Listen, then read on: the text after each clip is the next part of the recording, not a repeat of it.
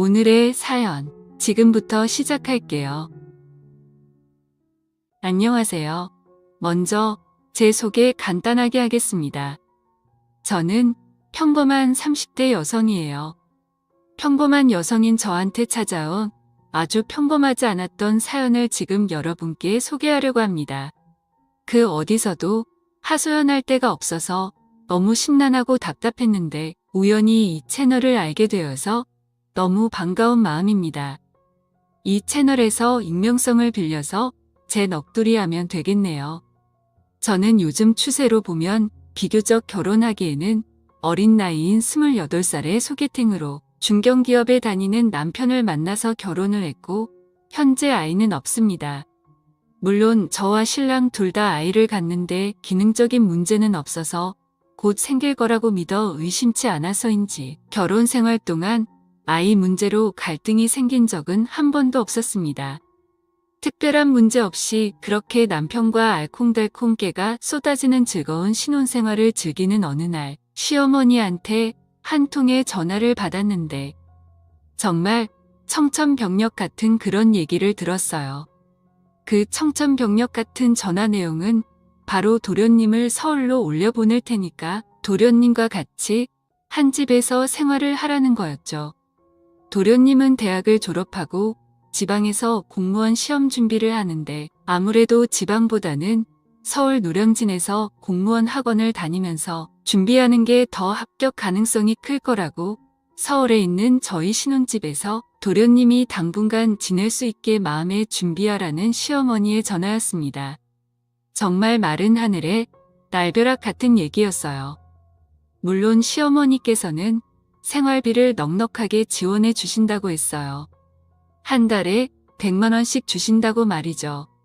하지만 저는 돈이 문제가 아니고 도련님과 사는 게 너무 불편할 것 같고 또 남편과의 신혼생활을 더 오래 즐기고 싶었는데 모든 게 다 엉망이 될 것 같은 불길한 예감에 사로잡혔습니다. 게다가 솔직히 100만 원이면 그냥 혼자서 원룸에서 살면서 생활비까지 할 수 있는 돈인 것 같은데 굳이 저희 집으로 들어오게 하려는 이유는 솔직히 저보고 도련님 밥도 차리고 빨래도 하라는 소리잖아요. 이게 너무 싫었던 거예요. 하지만 제가 시어머님의 뜻을 거부할 수 없는 이유가 사실 서울의 신혼집을 시댁에서 해주신 거거든요. 한두 푼도 아니라는 걸 알기 때문에 저는 어쩔 수 없이 도련님을 받아들일 수밖에 없었습니다. 그 전화가 온 지 며칠 후 도련님은 정말로 짐을 싸서 저희 신혼집으로 들어왔죠. 그날 저는 너무 기분이 우울했어요. 하지만 그 우울함은 오래 가지 않았습니다. 왜냐하면 도련님의 성격이 조용한 걸 넘어서 있는 듯 없는 듯한 성격이거든요. 집에도 거의 없어요. 얼굴 보기가 힘들 정도로요. 새벽같이 학원에 가면 밤늦게까지 학원 자습실에서 자습하고 와서는 집에 오면 바로 씻고 바로 자거든요. 평일뿐만 아니라 주말이나 공휴일에도 항상 새벽 일찍 나가서 밤늦게까지 공부를 하고 왔습니다. 아침은 도련님 본인 스스로가 알아서 식빵에 우유를 챙겨 먹고 나갔고 나머지 점심 저녁 식사는 노량진 학원가에서 본인 용돈으로 다 해결했어요. 그래서 매달 시어머니에게 생활비로 받는 100만 원은 거의 다 저희 부부 몫이 되더라고요. 제가 도련님한테 뭐 먹고 싶은 거 없냐고 물어봐도 자기는 입이 짧아서 특별히 먹고 싶은 거 없다고 마트 가면 스팸 통조림이나 참치 통조림이나 좀 사다 놓으라고 했어요. 하여간 처음에는 도련님이 온다고 해서 너무 싫었는데 같이 지내다 보니까 불편함도 전혀 없고 경제적으로도 쏠쏠하게 이득을 보니까 너무 좋았습니다. 손이 별로 안 가는 남자는 이래서 정말 편하더군요. 입맛도 까다롭고 잠자리도 까다로운 그런 사람이면 뭐든지 불평만 늘어놓을 텐데 다행히 그런 남자가 아니라서 한편으로는 정말 다행이라는 생각이 들었던 거예요. 마음 같아서는 도련님이 계속 공무원 시험에 떨어져서 몇 년이고 쭉 함께 살았으면 하는 생각이었습니다. 공짜로 100만 원을 받는 기분이었거든요. 그런데 그 행복도 잠시 어느 날은 도련님이 자신의 형인 저희 남편에게 노량진 고시원에 가서 살겠다고 하더라고요.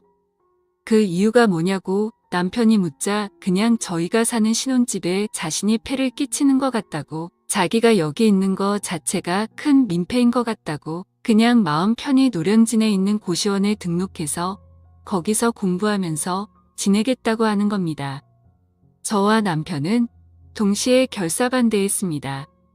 특히 남편은 절대 허락해 줄 수 없다고 아주 강경하게 나가더군요. 그랬더니 도련님은 얼마 후 새벽에 짐을 싸서 말도 없이 몰래 집을 나갔습니다. 도대체 뭐가 섭섭해서 집을 나간 것인지 저는 정말 도무지 이해가 가지 않았습니다. 남편 역시도 매우 당황을 했고 엎친 데 덮친 격으로 이때 마침 지방에서 시어머니가 올라오셨는데 도련님이 집을 나간 사실을 알고 엄청나게 노발대발하셨어요. 그리고 특히 저에게 화를 내시면서 혹시 네가 눈치를 줘서 나간 게 아니냐고 추궁하셨죠. 저와 남편은 절대 그런 거 아니라고, 한 번도 눈치를 준 적 없다고 부인했습니다. 그 얘기를 들은 시어머니는 화가 조금 누그러지시며 노량진에 가서 도련님을 당장 잡아오라고 명령을 하시고는 그대로 내려가시더군요. 그날 이후 저는 정말 편두통이 생길 정도로 힘들었습니다. 도련님한테 전화를 해도 전화도 안 받고 너무 힘들었어요. 그러던 중 하루는 남편이 출근을 하고 저는 집에 혼자 있었는데 그날따라 너무 더워서 저는 낮에 찬물로 샤워를 하고 있었습니다. 막 시원하게 샤워를 하고 있는데 현관문 도어로 비밀번호가 눌러지는 소리가 나더라고요. 그리고 문이 열리는 소리가 들렸습니다. 순간 너무 무서웠어요. 낮에 남편이 집에 올 리는 절대 없고 혹시 도둑이나 강도인가? 정말 살떨리는 마음으로 저는 허겁지겁 대충 수건으로 몸을 말리고 나서 속옷도 입지 않은 채 샤워 가운만 대충 입고 밖으로 나와 보니까 글쎄 도련님이 살금살금 자기 방으로 들어가는 겁니다. 저는 안도의 한숨을 내쉬고 도련님 방에 뒤따라 들어갔습니다. 도련님이 저를 보고 깜짝 놀라더니 이런 말을 하더군요. 며칠 전 새벽에 몰래 급하게 짐을 싸서 나가느라 짐을 좀 놔두고 간 게 있다고, 남은 짐 챙겨서 다시 나가려고 잠깐 들렸다고 말이죠. 저는 다시 나가려는 도련님을 꼭 붙잡고 얘기 좀 하자고 말했습니다. 도대체 뭐가 문제냐고? 내가 뭘 잘못한 게 있으면 있다고 솔직히 얘기를 해달라고 그랬더니 도련님은 저에게 형수님이 잘못하신 건 하나도 없다고, 그냥 자기가 편하자고 집을 나가서 고시원에서 지내는 거라고 하더라고요. 그럼 집이 불편한 거냐고 물으면서 도련님이 내 집처럼 더 편하게 지낼 수 있게 제가 더 노력하겠다고 재차 얘기를 하자 도련님은 정말 답답하다는 표정으로 무언가를 말하려다가 말더라고요. 저는 도련님에게 할 말이 있으면 참지 말고 속 시원하게 마음속에 담아둔 이야기를 지금 다 말하라고 했습니다. 그랬더니 도련님은 저에게 시원한 맥주 한 캔만 달라고 하더라고요. 저는 바로 냉장고에 가서 맥주 한 캔을 꺼내서 도련님에게 건네주었고, 맥주를 건네받은 도련님은 그 자리에서 순식간에 맥주 한 캔을 다 마셨습니다. 그리고는 마음속에 있던 말을 하기 시작했는데 도련님이 집을 나간 이유를 아주 리얼하게 다 말하더라고요. 그 이유를 듣고 저는 민망함에 정말 쥐구멍이라도 숨고 싶은 심정이었습니다. 그 이유가 뭐냐면 사실 저희 부부가 신혼이기도 하고 또 아이를 가지려고 거의 일주일에 5번 정도는 부부관계를 하는 편인데 부부관계할 때 나는 소리가 도련님 귀에도 다 들린 겁니다. 저희 부부가 조심한다고 했는데도 도련님은 자다가 일어나서 화장실에 갈 때나 주방에 물 마시러 갈 때 가끔 저와 남편이 부부관계 할 때 나는 소리를 들었고, 그걸 듣게 되면 그날은 하루 종일 공부에 집중을 할 수 없는 상태가 된다고 하더라고요. 특히 제가 울부짖는 목소리를 내면 심장이 너무 떨린다면서요. 본인도 혈기왕성한 나이라서 그 소리를 들으면 정말 몸과 마음이 너무 힘들었다고 하네요. 그 얘기를 듣는데 어찌나 민망하고 또 도련님에게 미안했는지 모릅니다. 저는 도련님에게 정말 미안하다고 앞으로는 정말 조심하겠다고 사과를 하니까 도련님은 괜찮다면서 신혼부부 사는 신혼집에 자기가 눈치 없이 들어온 게 잘못인 거지. 신혼생활을 즐기는 형수님과 형님이 도대체 뭐가 미안하고 왜 조심을 해야 하냐고. 그냥 자신이 고시원에서 살겠다고 하면서 챙긴 짐을 들고 황급히 나가려고 하는 겁니다. 저는 일단 어떻게든 남편이 들어올 때까지 도련님을 잡고 있어야겠다는 생각에 도련님을 못 나가게 잡았습니다. 나가려는 도련님과 어떻게든 필사적으로 못 나가게 막던 저는 그렇게 한동안 실랑이를 벌이다가 그만 큰일이 생겼습니다. 저는 제가 샤워 가운을 입고 있다는 것도 인지 못하고 있다가 대충 걸친 샤워 가운 줄이 풀어지고 제 몸의 일부가 그대로 노출이 된 거죠. 그걸 본 도련님은 엄청 당황을 했고 저 역시도 당황을 해서 더 이상 도련님을 못 나가게 막을 수가 없는 상황이 되더라고요. 그렇게 한동안 정적이 흐르는데 느닷없이 도련님 코에서 코피가 흐르는 겁니다. 저는 마침 제 앞에 있던 휴지를 뽑아 도련님 코피를 닦아줬는데 코피가 어느덧 멈추자 도련님이 코피를 닦아주던 제 손을 잡더니 뭔가를 갈구하는 눈빛으로 저를 뜨겁게 바라보는 겁니다. 그때 묘한 분위기가 연출되었고 도련님은 그때 이런 말을 하더라고요. 형님이 정말 부럽다고 형수님 같은 여자와 사는 형님이 너무 미치게 부럽다고 말이에요. 이 집에서 살면서 너무 힘들었다고 아름다운 형수님과 밤마다 사랑을 나누는 형님이 부러워서 미칠 것 같았다고 그렇게 말하고는 저를 wal아갔는 겁니다. 그때 거부했어야 했는데 저는 너무나도 귀여운 도련님을 거부할 수 없었습니다.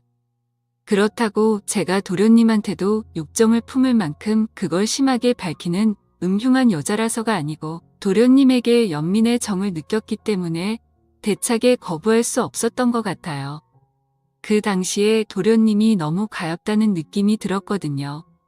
얼마나 힘들고 외롭겠어요. 더군다나 미래가 불투명한 상황에서요. 그렇게 도련님의 손길을 거부하지 못하다가 결국 저와 도련님은 절대 넘지 말아야 할 선을 결국 넘게 되었습니다. 그것도 대낮에요. 제가 정말 기분 좋게끔 잘해드렸죠. 그때 도련님과 저는 평생 무덤까지 가지고 갈 비밀이라고 서로 약속을 했고 도련님은 다시 저희 집에서 살기로 했었습니다. 그날 이후 남편 보기가 미안하긴 했지만 한순간 실수였고 다신 그런 실수가 없을 거니까 죄책감을 버리고 다시 일상으로 돌아가기 시작했습니다. 물론 그 이후 남편과 저는 부부 생활을 거의 안 하다시피 했어요. 남편도 동생이 왜 집을 몰래 나갔는지 이유를 알게 되었거든요. 정말 가끔 진짜 못 참겠으면 남편과 저녁에 숙박업소를 가서 풀고 오긴 했죠.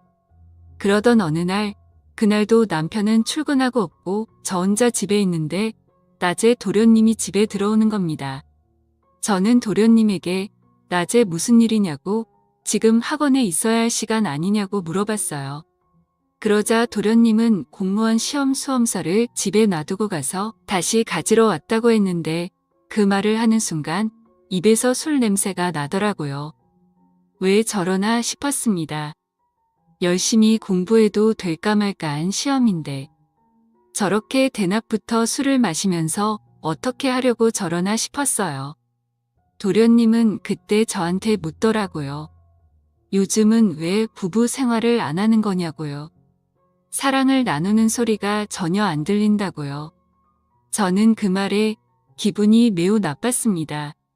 그래서 저는 대꾸도 안 하고 방으로 들어가려고 하는데 도련님이 저를 잡더니 딱 한 번만 더 하자고 하더군요. 저는 그 손을 뿌리치면서 2번 다시 그런 소리 하면 가만히 안 둔다고 했습니다. 도련님은 그때 저한테 협박하듯이 지금 안 해주면 형한테 우리 관계 다 말할 거라고 하더라고요. 정말 기가 막혔습니다.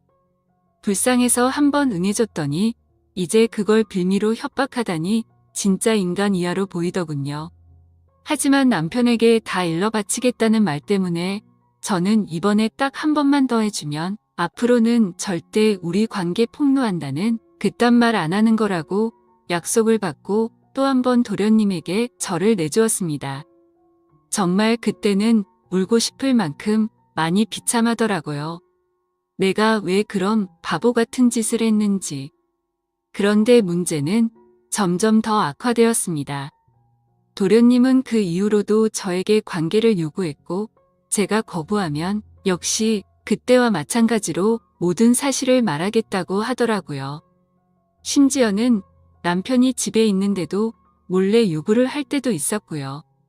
정말 도를 넘은 아니 인간이기를 포기한 도련님의 그런 행동을 더 이상 참을 수가 없어서 저는 아주 큰 결단을 내렸습니다. 그 결단은 이혼 당할 걸 각오하고 남편에게 모든 사실을 털어놓기로 마음먹은 거예요. 더 이상 짐승 같은 도련님에게 끌려다닐 수 없었기 때문이죠. 그리고 결국 얼마 후 저는 남편에게 모든 사실을 털어놓았고 남편은 그 사실을 듣자마자 충격을 받았는지 쓰러지려고 하더라고요.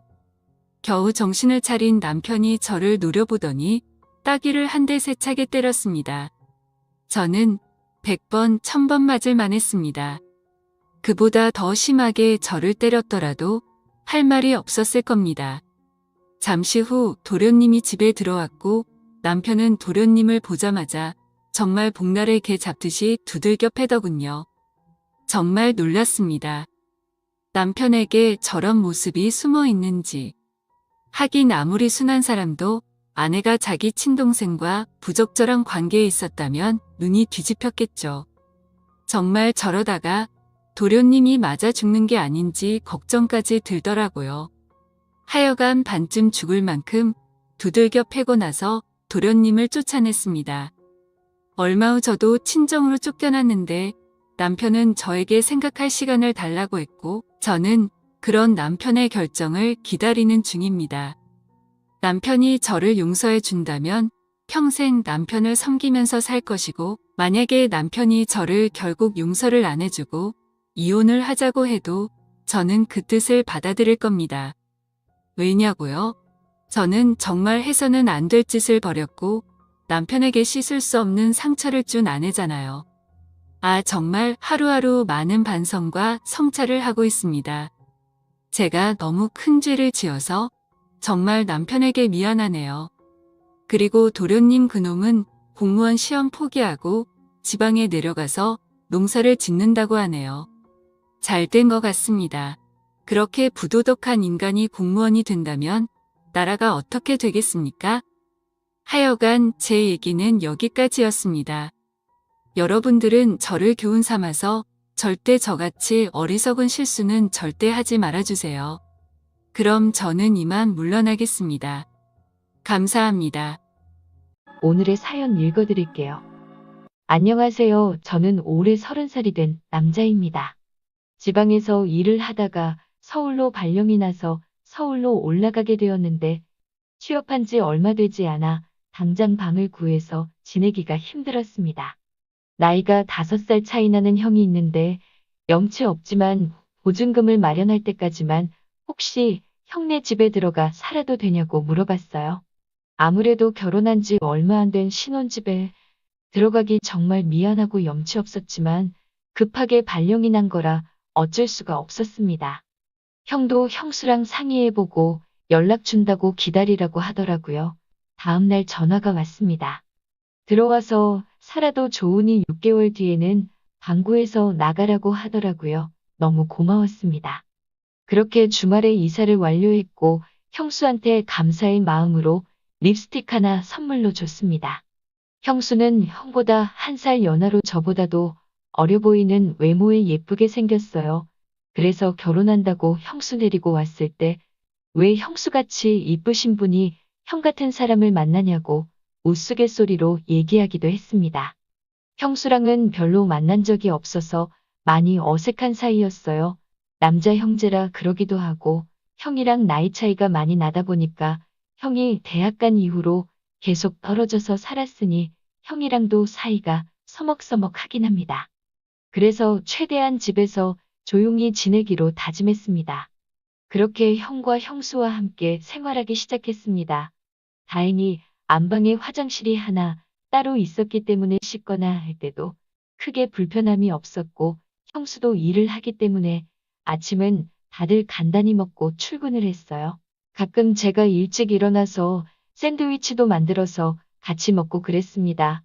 평소에 귀찮아서 잘 안 챙겨 먹는 스타일인데 아무래도 얹어 사는 입장이다 보니 눈치가 보여 뭐라도 하게 되더라고요.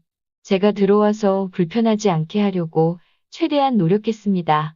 저녁 같은 경우에도 혼자서 편의점 가서 먹고 들어오거나 서울에 아는 지인이 별로 없기는 하지만 불러서 같이 저녁 먹고 들어가고 그랬습니다.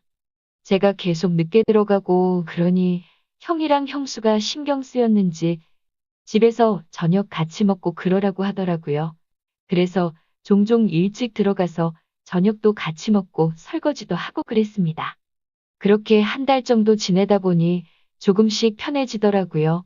그리고 월급을 받아 조금이지만 생활비에 보태시라고 형수님한테 돈을 뽑아서 봉투에 넣어드렸습니다. 형이랑 형수님은 안 줘도 된다면서 거절하더라고요. 줄 돈으로 돈이나 모아서 빨리 나갈 생각이나 하라고요. 저도 받지를 않아서 가끔씩 장 봐서 집에 들어가고 그랬어요. 그리고 아무래도 형 부부는 신혼이다 보니까 제가 야근으로 늦는다고 얘기를 하는 날이면 형이랑 형수는 그때서야 뜨거운 밤을 보내는 것 같았습니다. 몇 번 일이 생각보다 일찍 끝나는 날이 있었는데 집에 들어가니 형과 형수의 서로를 느끼는 소리가 흘러나와 깜짝 놀라 다시 조용히 집을 나가는 일도 여러 번 있었어요. 그럴 때마다 괜히 더 미안해지더라고요. 그리고 그 다음 날이면 다른 날보다 더 괜히 형수님 눈을 쳐다보기 민망해졌습니다. 저도 참 나쁜 놈인 게 가끔 그때 들었던 형수의 목소리를 떠올리면서 위로를 하고 그랬어요. 그래서 나도 모르게 죄책감이 들어서인지 형수님 눈을 쳐다보기 더 어렵고 민망했는지도 몰라요. 그렇게 저는 타지에서 일하며 외로운 나날을 보냈고 그렇다 보니 자주 사이트에 들어가 외로운 밤을 달랬습니다. 보고도 믿기지 않는 충격적인 영상을 보고 말았어요. 제가 본 영상 속 주인공이 형수님이었습니다. 한참 불끈거리는 아래를 달래려 했는데 너무 놀란 나머지 푹 죽더라고요. 내가 잘못 본 건가 싶었는데 형수가 맞았습니다. 영상 몇 개가 있더라고요. 전문적인 에로 배우였던 것 같습니다. 그래서 더 충격이었어요. 형은 이 사실을 알고 있는 걸까 혼란스러웠습니다. 이걸 형한테 얘기를 해야 하나, 아님 형수한테 먼저 얘기를 해야 하나 고민의 연속이었어요. 그렇게 밤을 지새웠고 다음날 형과 형수를 마주할 자신이 없어서 일찍 집을 나와 출근을 했습니다. 출근을 해서도 혼자 계속 생각했어요. 이걸 말하는 게 맞는 건지, 이미 결혼해서 잘 살고 있는 사람들, 내가 괜히 갈라놓는 건 아닌지 생각하다 그냥 덮어두기로 했습니다. 두 사람은 지금 이대로 잘 살고 있는데 괜히 내가 얘기 꺼내서 뭐 하나 싶었어요. 퇴근을 하고 집으로 갔고 뒤따라 형과 형수도 장을 보고 왔습니다. 간만에 삼겹살 구워 먹으며 술 한잔 하자고 하더라고요. 아무 생각 없이 열심히 고기 먹으면서 연신 술을 들이켰습니다. 형도 오랜만에 술이 들어가서 그런지 말이 많아지더라고요. 회사 생활은 괜찮냐 뭐 지내면서 불편한 건 없냐. 회사는 다들 좋으신 분들이라 적응하기 쉬워서 적응 다 했고 뭐 지내는 거야. 나보다 형이랑 형수가 많이 불편하겠지. 돈 열심히 모으고 있으니까 금방 나갈게 했습니다. 천천히 모아서 나가라고 하더군요. 저는 술 기운도 돌고 해서 살짝 떠보듯이 물어봤습니다. 둘은 어떻게 만났냐고 물어봤어요. 형수가 간호조무사로 병원에서 근무하는데 그때 형이 병원 갔다가 너무 친절하고 끌려서 마음에 들었다고 하더라고요. 다음에 병원에 갔을 때 번호를 물어보았고 몇 번 같이 밥도 먹고 커피도 마셨는데 얘기를 나눠보니 굉장히 순수하고 청순한 모습에 더 반해 형이 먼저 만나자고 고백했대요. 이 사람이 남자도 잘 모르고 순진해서 고백할 때 많이 애먹었다고요. 너무 만남이 빠른 것 같다며 서로 더 만나보고 진지하게 만났으면 좋겠다고 해서 사귀기까지 힘들었다며 얘기하는데 얘기를 듣고 옆에서 부끄럽다는 듯이 웃고 있는 형수를 보니 괜히 웃기더라고요. 참나 순수하고 청순한 모습이라니. 내가 본 동영상 속 모습의 형수는 굉장히 야릇하고 섹시하고 남자의 환장한 모습이었는데 참 웃겼습니다. 순진이라는 단어랑은 굉장히 멀어 보였는데 어떻게 사람이 180도 다른 모습일 수가 있는지 궁금했습니다. 그리고 또 한편으로는 형은 아무것도 모르고 이 결혼을 했다는 사실에 화도 좀 났습니다. 또 한 번 머릿속에서 고민이 시작됐어요. 그 사이 형은 너무 마신 것 같다며 먼저 들어가서 쉰다고 방으로 들어갔습니다. 형수랑 술을 좀 더 마시고 형수를 도와서 정리를 하고 있는데 자기가 정리하겠다며 들어가서 쉬라는 형수한테 물어봤습니다. 형수는 형한테 비밀 같은 건 없냐고요? 웃는 얼굴로 그러더군요. 부부 사이에 어떻게 비밀이 있을 수 있겠어요? 저희는 그런 거 없어요 하고 말하는데 저는 아닌데 있는 것 같던데요 라고 말했습니다. 그러니 형수 무슨 소리냐고 눈을 동그랗게 뜨고 묻더라고요. 그런 형수에게 핸드폰을 보여줬습니다. 형수 얼굴이 하얗게 질리면서 손을 벌벌 떨더라고요. 저는 어떻게 사람이 그렇게 뻔뻔할 수 있냐고 했습니다. 부부 사이에 비밀은 없어야 된다고요? 그럼 형도 이 사실을 알고 있는지 깨워서 물어볼까요? 라고 하니까 형수 떨리는 목소리로 제발 말하지 말아달라고 비밀로 해달라고 빌더군요. 어렸을 적 정말 철이 없었고 돈이 필요해서 몇 번 그랬던 거라고요. 아무리 돈이 필요하고 힘들었어도 그런 선택을 해서는 안 되는 거였는데 생각이 짧았다며 정말 잠깐의 실수였대요.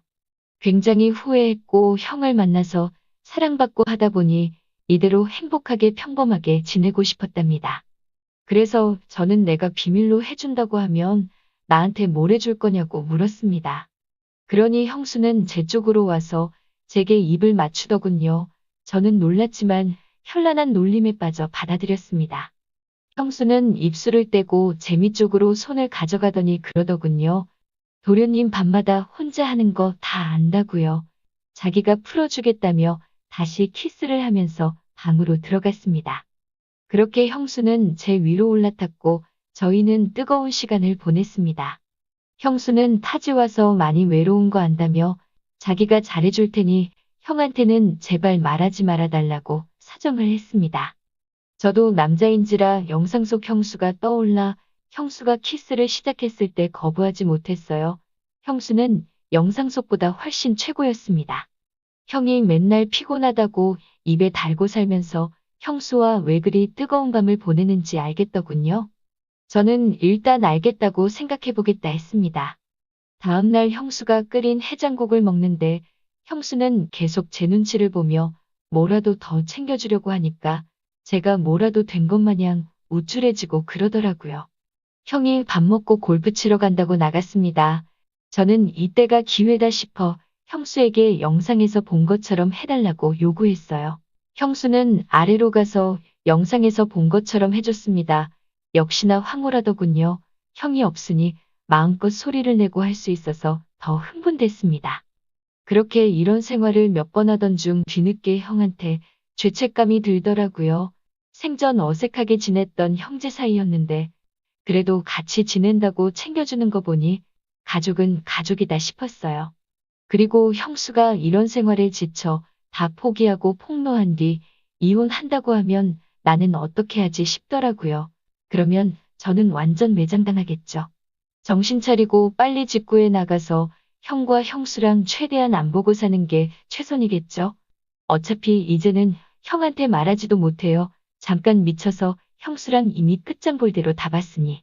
형한테는 미안하지만 입 닫고 최대한 보지 않고 살아가는 게 답인 듯합니다. 안녕하세요. 옛 이야기입니다. 옛 이야기의 사연을 여러분들에게 읽어드릴 DJ 유진입니다. 구독과 좋아요는 채널 운영에 큰 힘이 됩니다.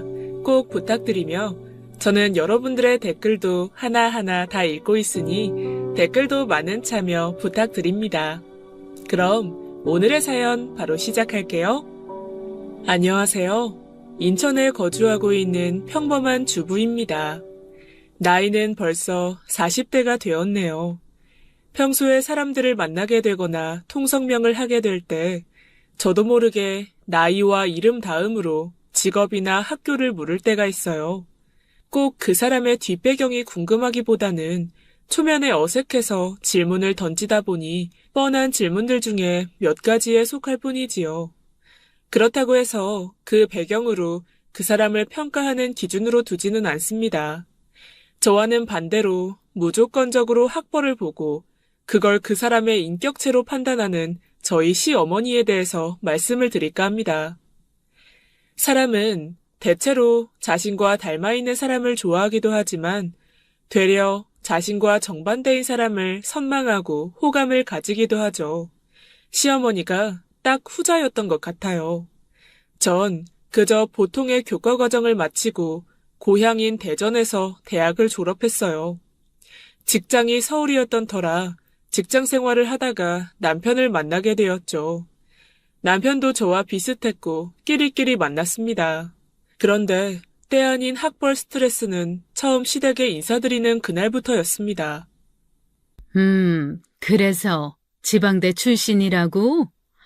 우리 아들은 그래도 서울에서 대학 나왔는데 좀 차이가 있구나.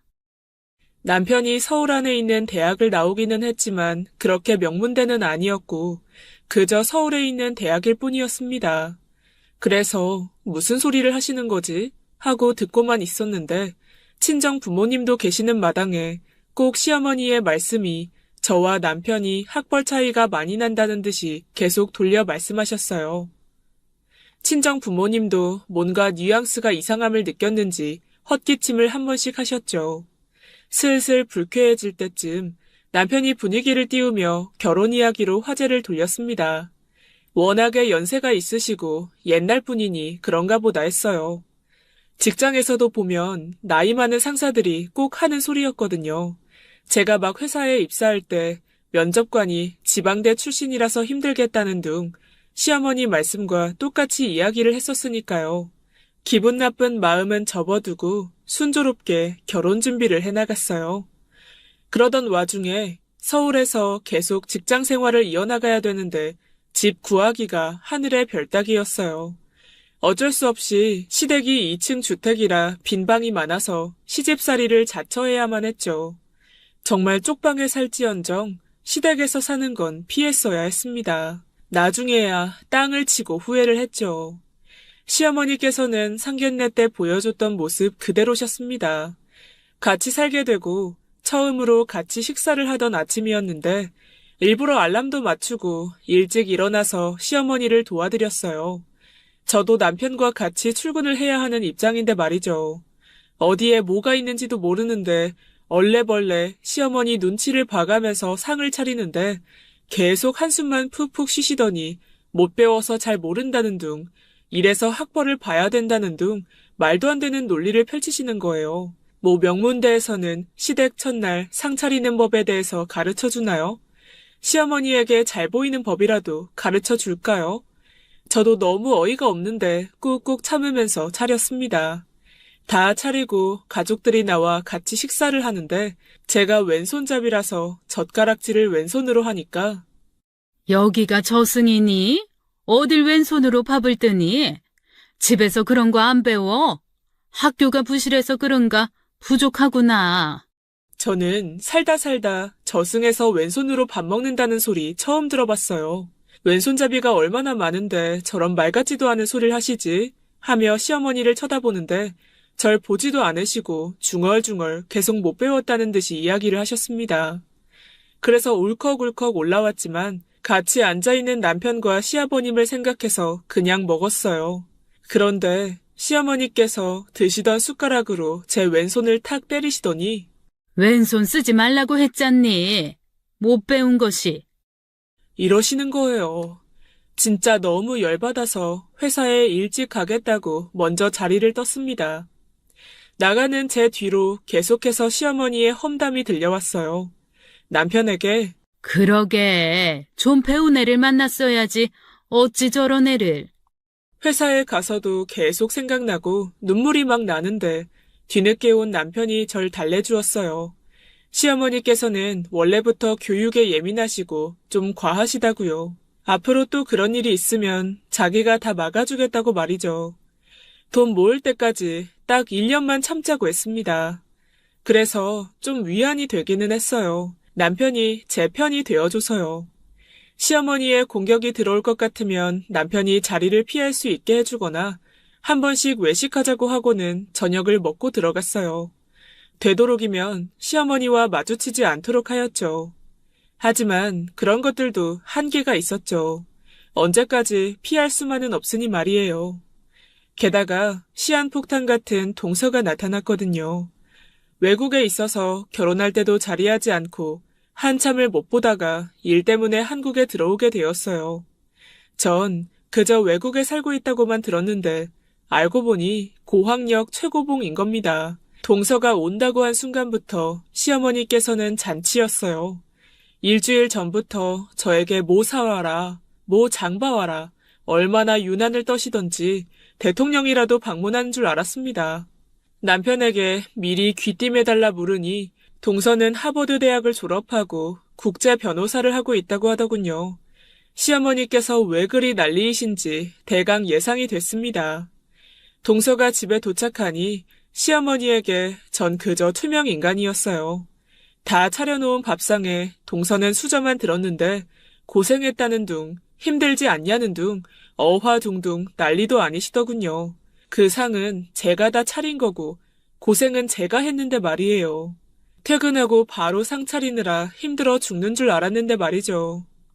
저는 없는 사람처럼 안 보이시는 줄 알았는데 간간히 제 이야기를 꺼내시는데 또 제가 왼손으로 젓가락질 하는 것과 지방대 출신이라는 것을 언급하시면서 동서에게는 너무 대단하다면서 한껏 치켜 올리셨습니다. 잘 배운 사람들이 예의도 바르고 세련됐어. 우리 변호사님은 어쩜 이리도 멋지게 입었는지. 제 저 머리 촌스러운 것 좀 봐라. 보고 배운 게 없으니 저런다. 동서는 웨이브가 들어간 긴 머리였고 전 생머리에 반묶음한 머리였어요. 어떻게 트집을 잡아야 학벌에서 외모까지 이어지는 건지 이해가 되지 않았습니다. 그런데 동서의 태도는 더 웃겼어요. 시어머니께서 그렇게 얼토당토하는 말씀을 하시면 절 봐서라도 아니에요 라고 말할 줄 알았는데 시어머니의 그런 말에 자기가 머리를 뉴욕 어딘가에서 했는데 어쩌고 저쩌고 자랑을 해댔어요. 진짜 그때는 상 위에 있던 개다리로 찍어버리고 싶더라고요. 한 차례 식사를 끝내고 차와 과일들도 제가 다 내갔어요. 동서가 도우려고 할 때마다 시어머니께서는 이런 험한 일은 저 같은 애나 하는 것처럼 동서를 주방 밖으로 밀어내시더군요. 아무리 시어머니께서 두라고 하지 말라고 했어도 도와주는 척이라도 하지. 가만히 앉아서 제가 주는 거 다 받아 처먹고 갈 때도 저한테 고맙다 한마디를 안 하더라고요. 뭐라고 하시는 시어머니보다 동서가 더 꼴보기가 싫었어요.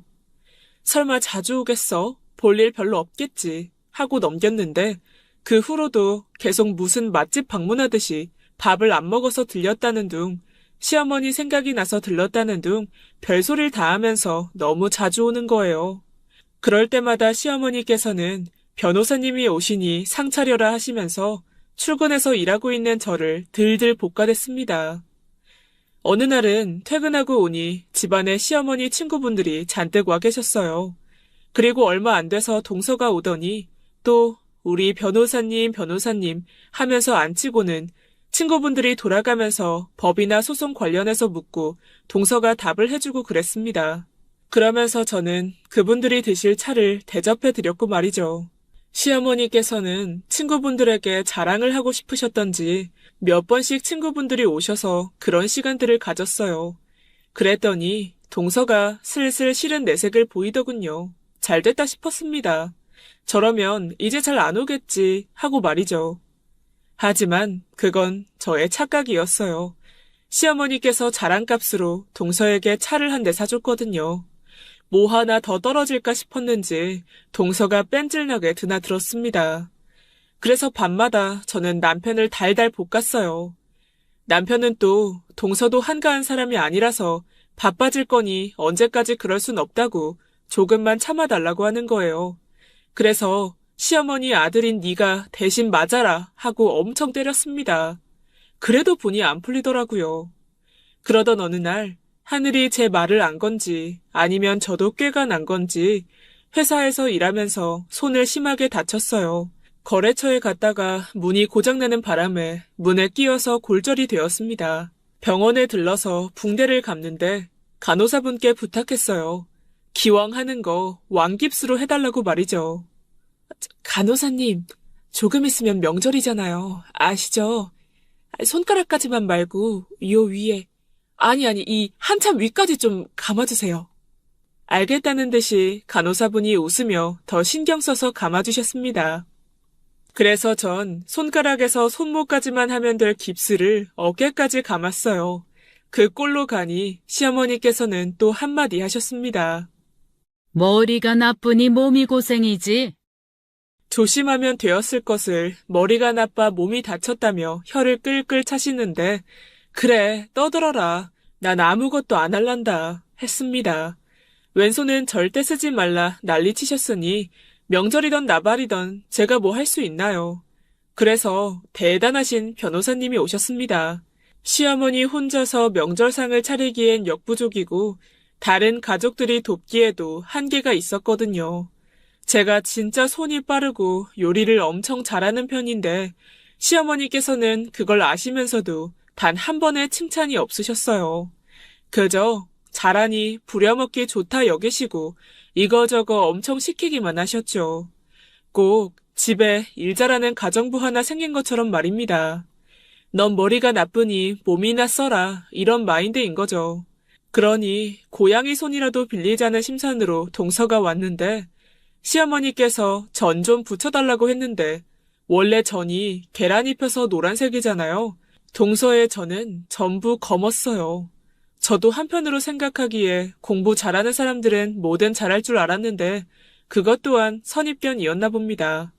동서는 정말 똥손도 그런 똥손이 없었어요. 어떻게 해야 전이 안 익으면서 까맣게 탈 수 있는 건지 놀라웠어요. 시어머니께서 새벽에 잔뜩 만들어 놓은 전을 동서가 전부 땔감으로 만들어 놨습니다. 소파에 앉아 텔레비전을 보면서 그 과정을 지켜보는데 첫날 식사 자리에서 얹힌 밥이 그제야 내려가더군요. 보고 있던 텔레비전 속 명절 특집들보다 재밌었습니다. 보다 못한 남편이 업체에 시켜서 먹자고 했어요. 시어머니도 이건 아니다 싶으셨는지 국과 과일들을 제외하고 그러자고 하셨죠. 자기가 잘못한 게 뭔지 모르는 듯한 동서는 아는 데가 있다면서 빠르게 전화를 걸어서 배달을 시켰어요. 진작에 만들지 말고 이렇게 하지 그랬냐며 되려 시어머니를 가르치더라고요. 너무 고소했어요. 똑똑하지만 똘똘하지 못한 사람, 그게 딱 동서거든요. 그렇게까지 했는데도 시어머니께서는 그래도 머리가 있으니 안 배워서 그렇지 요리 조금만 배우면 엄청 잘할 거라고 또 치켜 세우시더라고요. 제가 보기엔 딱 봐도 요리 고잔데 무슨 소리를 하시는 건지 앞날이 훤했습니다. 시어머니께서 동서한테 간단한 요리들을 알려주겠다고 집에서 쿠킹 클래스처럼 이것저것 벌려놨었는데 동서한테 잠깐 계란말이 좀 보라고 하고는 친구분이랑 통화를 하셨어요. 그 사이에 일이 터졌습니다. 그때 같은 시각 저랑 남편이 퇴근하는 길이었는데 남편이랑 이런저런 이야기를 하면서 집 쪽 골목길로 들어섰어요. 오늘따라 노을이 심하게 붉다 했는데 저희 집이 타고 있더군요. 119를 부르고 난리도 아니었습니다. 동서가 계란말이가 익은 건지 안 익은 건지를 몰라서 계속 켜두다가 연기가 심하게 나니까 가스레인지에 불을 막 부은 거예요. 그래서 불 앞에 있던 벽이 타고 불이 번지고 주방 쪽이 싹 다 타버렸어요. 시어머니 속도 싹 다 탔고요. 빈대 잡다가 초가삼간 다 태운다. 딱 그 말이 떠올랐습니다. 계란말이 하나 가르치겠다고 양계장 값을 물었거든요. 그래도 다행히 동서가 돈은 많으니 집 리모델링도 해주고 서로 좋게 좋게 마무리는 되었어요. 다만 저에게는 안 좋았죠. 동서는 주방과 더 멀어지고 온 가족이 제 손이 낫기만을 주시하고 있었으니까요. 그나마 그 화재 사건 이후로 시어머니께서 좀 덜 비교하셨어요. 조금이라도 제가 아쉬운 상황이었으니까 말이죠. 너무 불행하게도 얼마 안 가서 저는 깁스를 풀었고 행복 끝, 불행 시작이 되었습니다. 시어머니께서는 기다렸다는 듯이 득달같이 저에게 이것저것 요구하셨어요. 집안일은 물론이고 식사에 온갖 경조사까지 말이죠. 이 집구석은 나 없을 땐 대체 어떻게 했을까 싶을 정도로 말이에요. 군말 없이 시어머니가 해달라는 대로 다 해주고 밤마다 남편 드자비를 했습니다. 그 와중에 그래도 남편이 다 받아줬어요. 진짜 1년만 참자, 1년만 참자 하면서 말이죠. 나 진짜 미쳐. 노이로제 걸리겠어. 시어머니 너무 미워. 이번엔 좀 아팠다. 미안해, 진짜로. 엄마가 유난인시긴 하지. 조금만 더 참아주라. 나봐서, 어? 더 때려, 더. 풀릴 때까지. 그리고 시어머니께서는 저에게 다른 것도 시키셨습니다. 집으로 날라오는 청구서 정리나 집안 가계부도 적으라고 하셨어요. 그전에는 시아버님께서 다 하셨는데 최근에 지인분과 구두점 운영을 시작하게 되어서 집안일까지 신경 쓰실 겨를이 없으셨거든요. 그래도 그런 영수증 정리는 시어머님이 하시면 될 걸 정말 너무한다 싶었습니다. 저도 회사 일로 힘들고 집안일까지 하는데 너무 벅찼거든요. 그러던 어느 날 그 이유를 알게 되었어요. 시어머니와 함께 집 대청소를 하고 있는데 우체국에서 등기가 왔어요. 우체부가 시어머니께 사인을 요청하는데 시어머니께서는 굳이 화장실에 있는 저를 부르셨습니다. 와서 사인까지 하라고 말이죠. 전 화장실 청소 중이라 손이 더럽고 시어머니는 책 정리 중이셔서 멀쩡했거든요. 지켜보던 우체부도 시어머니께서 하시라고 서둘러서 권했습니다. 그런데 머뭇머뭇 하시더라고요. 그래서 뭐지 했어요. 제가 손을 닦고 하려고 하니까 본인에게 받아야 한다고 우체부가 시어머니께 권했습니다. 시어머니께서는 겁을 잔뜩 먹은 듯한 표정으로 우체부에게 조용히 말했어요. 내가 까마귀예요. 까막눈. 그제야 바로 고개를 끄덕인 우체부가 바로 저에게 적어달라고 했습니다. 사인을 하고 우체부가 돌아가고서는 시어머니에게 뭔가 어색한 기운이 흘렀어요. 저에게 그렇게 교육을 운운하시는 분이 글을 못 쓰신다니요. 이해가 어려웠습니다. 한편으로는 지금 누가 누구한테 이런 생각이 앞섰어요. 글씨도 모르시는 분이 이제껏 저한테 교육이 어쩌고 못 배웠고 남편에 비해 제가 부족하다는 둥 그런 소리를 하실 수가 있었던 건지 생각할수록 너무 어이가 없더군요. 당장 따지려다가 또 참았습니다. 남편한테 따지려고요. 잘 준비를 하면서 남편에게 물었어요. 어머님, 까막눈이시래. 자긴 알고 있었지. 이거 어떻게 생각해? 그런 분이 여태껏 날 못 배운 애 취급하신 거에 대해서? 그냥 모르는 척 좀 해줘. 그게 다 엄마가 한이 돼서 그래. 삼촌들 공부시키느라 엄마가 공장에 박혀서 미식만 돌렸어. 학교도 못 가고. 안쓰럽잖아. 대놓고 티내지 마. 그래서 더 그래 엄마가 공부에 한이 많으셔. 남편 말로는 시어머니께서 어릴 적 집안이 많이 힘드셨다고 했습니다. 굉장히 가부장적인 집안이기도 했고요. 아들들 틈바구니에서 유일한 딸이라 집안일도 다 하시고 남자 형제들 학교에서 공부할 때 공장에서 일했다고 말이죠. 게다가 너무 고생을 많이 하셔서 시력도 많이 안 좋으시고요. 그 사연에 마냥 시어머님을 안타깝게 보고 그랬구나 하기에는 제가 여지껏 시어머니께 받은 핍박과 억울함이 너무 컸기에 전 시어머니께 꼭 한 방을 먹여야겠다는 생각이 들었습니다.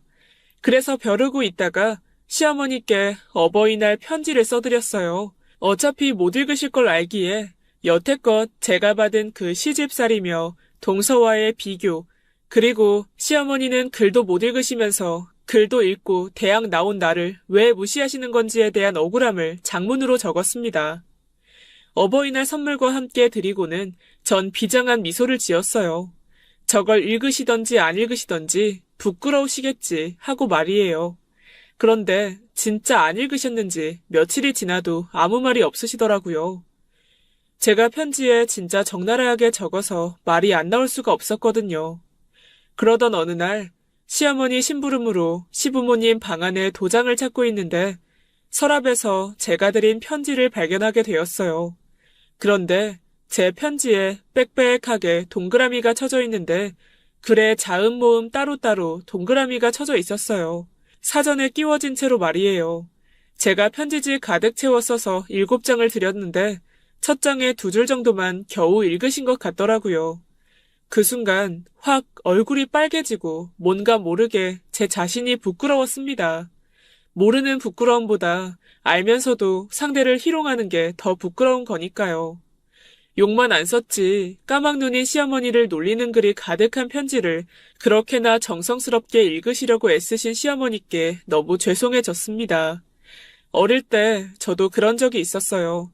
제가 키가 많이 작은데 키 큰 친구들을 동경하면서 부러워하고 저보다 작은 친구를 되려 놀렸던 기억이요. 아마도 시어머니께서도 그런 게 아닐까 싶었어요. 제 딴에는 시어머니보다 저의 지식이 작다고 생각하지 않았지만 그런 편지를 드린 것부터가 배움이 모자란 거니까요. 시어머니께서 제게 많이 서운하게 하셨지만 그런 식으로 되돌려 드리는 건 아니었어요. 차라리 대놓고 그렇게 말씀하시지 말라고 하거나 그 자리에서 바로 화를 내던지 했어야 했죠. 너무 비겁한 방법이었습니다. 그래서 어떻게 하면 비겁함을 가릴 수 있을까 싶어서 큰 용기를 냈어요. 직접 시어머니께 편지를 읽으시고 저에게 화를 내실 수 있게 해야겠다 하고 말이죠. 그걸로 바로 서점에 갔습니다. 제가 누굴 가르쳐 본 적은 없지만 적어도 글은 가르쳐 드릴 수 있으니까요. 여러 권 글책을 사서는 시어머니께 드렸어요. 시어머니께서는 부끄러워하시면서 이런 거 필요 없다고 하셨죠. 다 늙어서 너무 늦었다고 말이죠. 그래서 말씀드렸어요. 얼마 전에 제가 어머니한테 드린 편지에 제가 욕을 잔뜩 써놨거든요. 딱 그거 읽고 저 혼내실 정도만 저희 해봐요. 제가 지방대라 좀 모자라기는 해도 동서보다는 제가 더 어머님이랑 붙어있는 시간이 많잖아요. 끝내 남사스러우시다면서 안 한다고 하셨어요. 남편도 그렇게까지 할 필요 없다면서 시어머님 시력도 안 좋으시니 그냥 두라고 하고 시아버님께서는 본인께서 볼 줄 아시니 이제껏 해온 것처럼 하면 된다고 만류하셨고요. 그냥 그렇게 흐지부지 되겠구나 했습니다. 그런데 역시나 배움에 대한 열망에는 나이가 없더라고요. 몇 주가 지나서 퇴근하고 들어오니 시어머니께서 제 앞에 그 책들을 내미셨어요. 빈칸을 꽉꽉 채워서 말이죠. 그날부터 가르쳐 드리기 시작했어요. 시어머님을 가르쳐 드리면서 소름 끼쳤던 게 시어머님은 정말 똑똑하셨어요. 이런 분이 왜 지금껏 공부를 안 하셨을까? 하셨으면 지금 한자리 하고 계셨겠다 싶을 만큼이요. 정확히 2달 만에 한글을 다 떼셨습니다. 온 집안에 한글 단어를 도배해 두시고 장을 보실 때에는 일부러 메모장 가득 목록을 적으셔서는 물건에 적힌 글자들을 일일이 읽으셨어요. 제가 가르쳐드린 건 읽는 방법뿐이었지 혼자서 다 하셨습니다. 저에게 맡기셨던 집안 청구서, 가계부 정리도 시간이 걸리시기는 하지만 혼자서 뚝딱 하셨어요. 제가 드린 편지도 어느새 다 읽으시고는 남편에게 제 험담도 간간히 하셨죠. 그간 며느리가 많이 괴롭혔냐면서요. 학교 다닐 때 선생님들이 공부 잘하는 학생 보면 이런 느낌이었을까요? 더 욕심이 생기더라고요.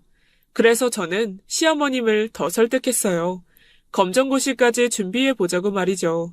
그래서 며칠 걸리지도 않고 아주 쉽게 초등학교 검정고시를 패스하시고는 시어머니께서도 더 의욕이 생기셨는지 중학교 검정고시도 해보고 싶다고 하셨어요. 주말마다 시어머니와 같이 준비를 했습니다. 그러던 어느 날부터인가 시어머니께서 자꾸 쉬운 문제를 틀리셨어요. 역시나 너무 빠른가 했는데 눈이 침침하셔서 안 보이는 거라고 하시는 거예요. 문제만 못 보시는 게 아니라 일상생활 하실 때도 물건을 헛잡으시거나 놓치시는 겁니다. 결국에는 너무 심해지셔서 안과를 찾았는데 백내장 진단을 받으셨어요. 병원에서 그 진단을 받는데 시어머니께서는 이래서들 공부도 때가 있다고 하는갑다. 눈이 안 따라주네. 좀 해볼라니까. 중얼거리시면서 눈물을 흘리시더라고요. 게다가 시어머니께서 너무 애달프게 이야기를 하셔서 마음이 아팠어요. 괜히 제가 무리해서 급하게 해서 눈이 안 좋아지신 건가 염려도 되었고요. 잠시 학업을 멈춰둔 상태로 시어머니께서는 백내장 수술을 받으셨습니다. 그 어떤 일에도 기세등등하고 큰 소리를 떵떵 치시던 시어머니께서는 수술을 받고 회복하는 과정 내내 우울해하셨어요. 제가 무슨 실수라도 하면 득달같이 대학 운운을 하셔야 되는데 그마저도 맥이 빠지셨는지 제가 왼손으로 밥을 먹던 말실수를 하던 말이 없으셨습니다. 차라리 저에게 뭐라고 하시던 게 그리워지더라고요. 그렇게 또 시어머니의 공부는 막을 내리는 듯이 보였습니다.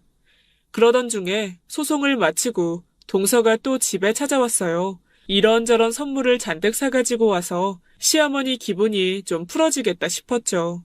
역시나 고학력자가 와서인지 우울해하시던 시어머니께서는 조금은 밝아 보이셨어요. 동서는 이런저런 수다를 떨다가 목이 마르다는 듯이 저에게 눈짓을 했습니다. 네가 가져와라 라는 듯이 말이죠. 그런데 그때 시어머니께서 냉장고에 시원한 식혜 있다. 너가 좋아하잖니. 갖다가 먹고 싶은 만큼 떠마셔. 좋게 말씀은 하셨지만 저 시키지 말고 네가 갖다 먹어라 라고 분명히 말씀을 하시는 거예요. 그 순간 저 감동받았습니다. 역시 이것이 제가 여지껏 시어머니께 글을 알려드린 대가인 건가 하고 말이죠. 민망했는지 동서는 바로 일어나 알아서 떠다먹고는 그 후부터는 제 눈치를 살살 보더라고요. 간만에 온 집안의 분위기가 뭔가 달라졌음을 눈치챘을 거예요. 이전에는 시어머니께서 동서가 오면 잘 배워서 대단하다, 잘 배운 사람이라 다르구나 이런 식으로 동서를 칭찬했는데 이번에는 조금 달랐습니다. 공부 잘하는 사람들만 모여있는 곳에 있으면 어떤지, 확실히 그런 사람들은 다른지, 공부하면서 행복했었는지 물으시더라고요. 예전에는 남들이 보는 시선에 대해 물으셨다면 공부를 잘해서 오는 자기 만족이나 가치에 대해서 말이에요. 그랬더니 처음으로 동서가 좀 멋있었습니다. 처음에는 학력으로 다른 사람들보다 잘나 보이려고 시작했는데 진짜 잘난 사람들 사이에 있다 보니까 멋진 사람이 되고 싶어지더라고요. 동서는 학비도 자기가 직접 알바하고 벌어가면서 다닌 사람이라 고생은 고생대로 하면서 공부도 잘하고 꽤 끈기 있는 사람이었어요. 요리는 정말 못해서 똥손이긴 하지만 말이죠. 찬찬히 동서 말을 듣던 시어머니는 뭔가 달라지셨습니다. 동서가 돌아가고 방에 있던 저에게 다가오셔서는 다시 해보고 싶으니 도와달라고 하셨어요. 중학교 검정고시도 패스하고 고등학교까지도 하고 싶다고요. 본인이 나이가 많으셔서 답답하겠지만 저보고 꼭 도와달라고 하셨습니다. 그 말을 들으니 저도 모르게 투지가 활활 타오르더라고요. 그래서 이전처럼 다시 시어머니께 이런저런 것들을 다 알려드렸어요. 그런데 점점 시어머니 수준이 높아지다 보니 제 머리로는 딸리더라고요. 너무 예전 공부라 기억도 잘 안 나기도 하고 어려웠어요. 중학교 검정고시까지 패스하시고는 고등학교 검정고시 준비하실 즈음에 제가 아시는 분을 과외 선생님으로 소개해드렸습니다. 수학이나 영어는 저도 약해서 알려드리기에 정말 힘들었거든요. 그 외의 과목 정도만 제가 설명해드렸어요. 시어머님께서는 정말 열심히 하셨습니다. 난이도가 조금 있어서인지 고등학교 검정고시는 계속 떨어지셨어요.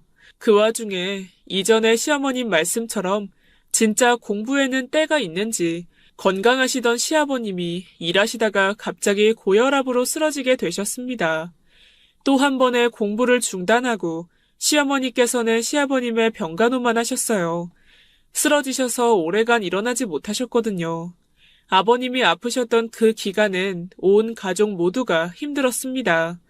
게다가 두 분이 워낙 사이가 좋으셨던 터라서 시어머님 눈에 눈물이 마를 날이 없으셨어요. 어느 날은 퇴근하고 시아버님 병실로 갔는데 시어머님께서 시아버님을 조심스럽게 닦아주고 계셨어요. 얼굴, 팔, 다리 천천히 닦아주시고는 한참을 물끄러미 바라보시더라고요.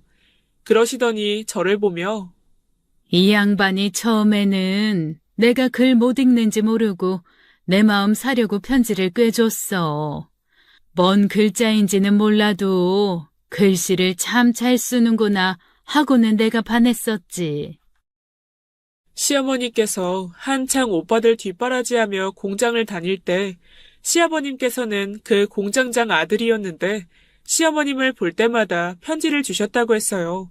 그게 너무 읽고 싶은데 다른 사람한테 부탁하면 부끄럽고 창피하니까 그냥 간직하고만 있으셨대요.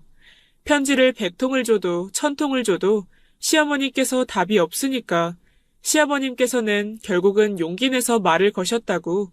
그 뒤로는 까막눈인 걸 눈치채셨던 건지 시어머님 미싱 자리로 매번 찾아오셨다고 했어요.